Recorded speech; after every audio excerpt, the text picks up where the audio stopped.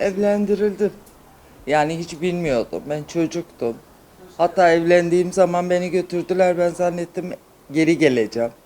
Yok, baktım geri getirmiyorlar. Evlendim. Ondan sonra bir yıl sonra oğlum oldu. Güzel bir şeydi. Bilmiyorum. Ben de çocuktum. Beraber büyüdük oğlumla. Ama eşimi hiç tanımamıştım, bilmiyordum. Zamanla biz birbirimizi tanıdık. Şimdi çok mutluyum, çok şükür. Yani iki tane aslan gibi oğlum var. Güzel bir yerdedirler. Eşimle beraber yaşıyorum. Belli bir yaşta evlensinler. Yani erken evlenmesinler. Çünkü erken evlilikte insanlar çok şey oluyor, eziliyor. Çünkü bir şey bilmiyorsun ve okul okumadığım için daha çok ezildim.